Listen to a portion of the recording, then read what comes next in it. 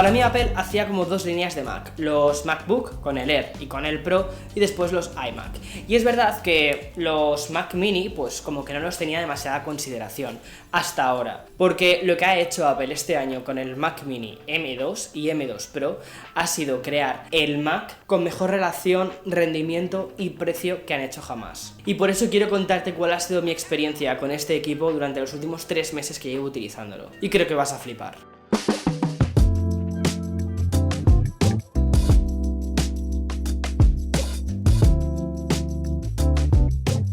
Vale, voy a empezar por el principio. ¿Para quién creo que es un Mac Mini? Es muy probable que te pase como a mí, ¿vale? Y es que al final lo que buscas o cuando piensas en productos de Apple, lo que piensas es en un producto acabado, en el iMac, con su pantalla, con su teclado, con su ratón, que tenga todo en una caja, bonito y que combine. O el MacBook Pro, lo sacas de una caja, ya está, un equipo precioso. Sin embargo, el Mac Mini es otro concepto, pero está orientado a 3 escenarios bastante interesantes. El primero, quieres un Mac, pero no quieres gastar demasiado dinero. O bien buscas un ordenador de escritorio, pero no quieres el iMac que tenemos actualmente, que solo tiene 24 pulgadas y un M1 y quieres algo más. O simplemente ya tienes una pantalla brutal, 5K, 36 pulgadas, un teclado mecánico, un ratón que te gusta y lo que quieres es un ordenador de escritorio chiquitito, que quede bien, que quede fino y que te permita hacer todo tu flujo de trabajo en el día a día. Y si te encuentras en alguno de estos 3, creo que lo que te voy a contar te va a interesar.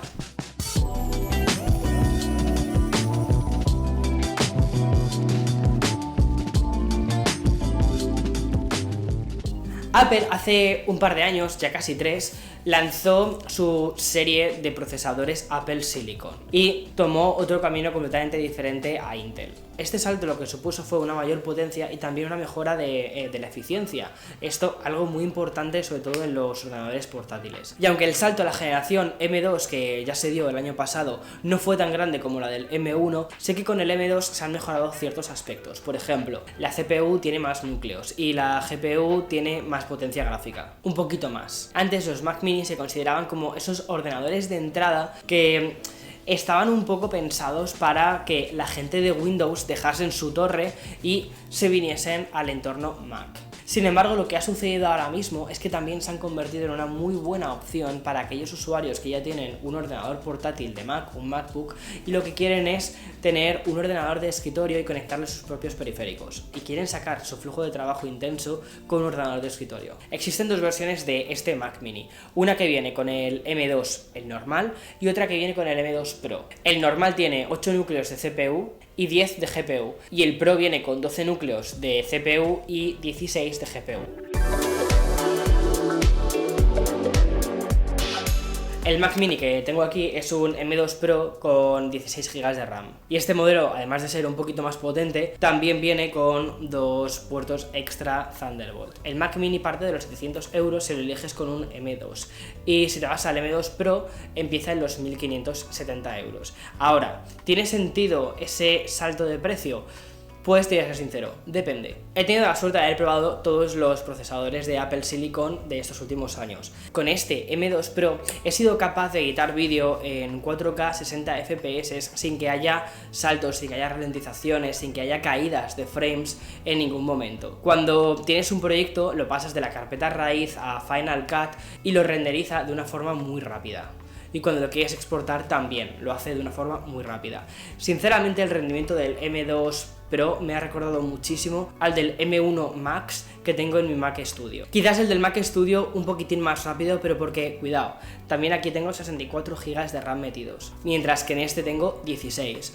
Pero la diferencia es de verdad es mínima. Y en tareas del día a día, que no sean exportar vídeo, el rendimiento ha sido prácticamente idéntico entre uno y otro. Grabar podcast perfectamente sin ningún problema. También he podido editar fotos en Photoshop, retocar luces y colores en Lightroom, e incluso, ¿sabes qué? También he jugado en el Mac.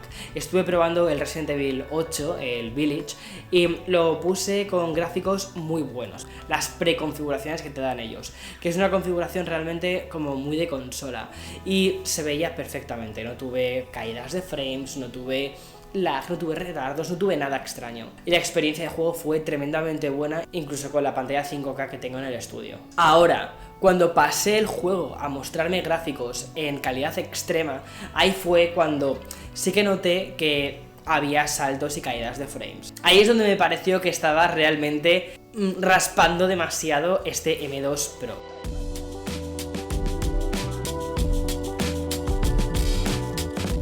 Ahora bien, después de haber probado el M2 en el MacBook Air, el M2 en el Mac Mini, el M2 Max en el MacBook Pro y el M1 Max en el Mac Studio, quiero contarte una cosa, y es que toda la generación M2 y el M1 Max es parecidísimo al M2 Pro, te voy a ser sincero, es decir, lo meto ahí, es desde el modelo base, es decir, el M2, perfectamente capaz para hacer todas las tareas que necesitas hacer en tu día a día y más. Y cuando me refiero a y más, es que el M2 base es capaz de hacer muchas cosas que harías con un M2 Max. Entonces, la pregunta no es tanto qué puede hacer cada procesador, sino a qué te dedicas tú, qué es lo que haces en tu día a día. Y aquí es donde te voy a contar una cosa. Si eres estudiante o simplemente una persona que en su día a día trabaja con hojas de cálculo, con presentaciones, mails, documentación, y que de vez en cuando, porque yo creo que es ya parte de la rutina de todo el mundo, edita alguna foto en Pixelmator o en Photoshop o incluso algún vídeo pequeño para las redes sociales, con el M2 base tienes más que suficiente,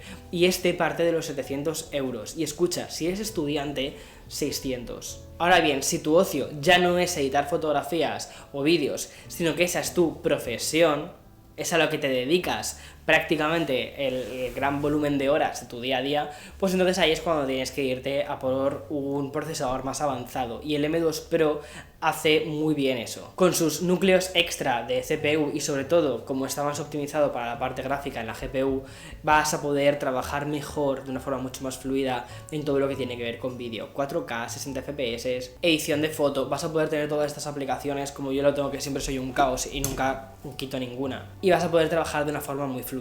Ahora, ¿cuándo puedes dar el salto al M2 Max? Considero que el M2 Max y toda esa potencia de vídeo extra que te ofrece, esos núcleos extra de vídeo que te ofrece, van a estar mucho más planteados para aquellos editores de vídeo en el que ya están haciendo edición en 8K o incluso 4K 120 y con streams muy grandes, porque llega también hasta los 96 GB de RAM, que eso para las exportaciones es una locura. O también para los diseñadores 3D, para los ilustradores, o para todas aquellas personas que trabajan con proyectos muy grandes. Pero seamos sinceros, estos son casos que no son tan habituales. El común de los usuarios profesionales con el M2 Pro creo que tienen más que suficiente y van a poder hacer más de lo que esperaban con esta máquina. Estamos en un punto en el que la potencia base de los M2 es tan buena que realmente incluso puede llegar a eclipsar y por eso confundir en algunas cosas sobre la elección del M2 Pro o M2 Max.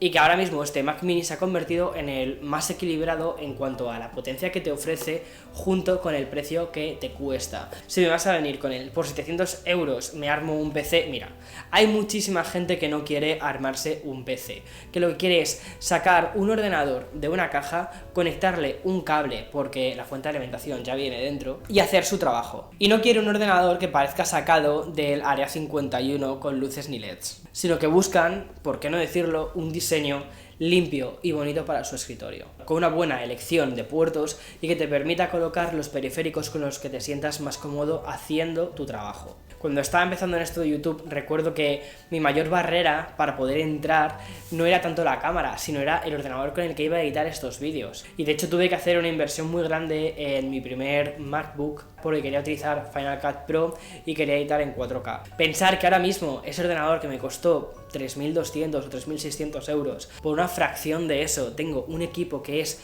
más capaz que aquel, que incluso en algunos benchmarks es tan potente como el Mac Pro, me parece que es simplemente una pasada y que lo que hace es bajar mucho más la barrera de entrada a una nueva generación de creadores que quieren empezar a hacer cosas pero no se pueden gastar tanto dinero en ordenadores mucho más avanzados.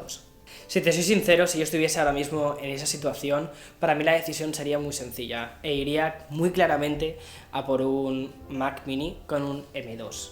Le colocaría después la pantalla que me gustase, que me pudiese permitir, el ratón de mi elección, el teclado que me gustase más y a sacar el trabajo adelante.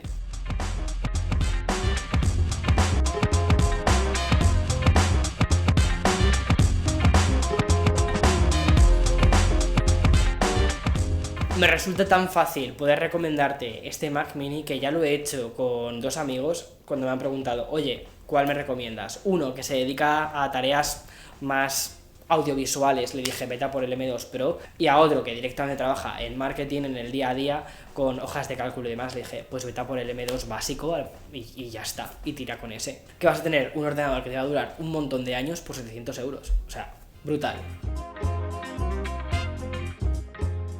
En fin, espero haberte ayudado, espero haberte resuelto todas las dudas que tenías sobre este equipo y nos vemos en siguientes. Chao. Ah, por cierto, y suscríbete al canal, ¿no? Y dale like, todas estas cosas. O sea, ya sabes, YouTube 2015, volvemos otra vez. Chao.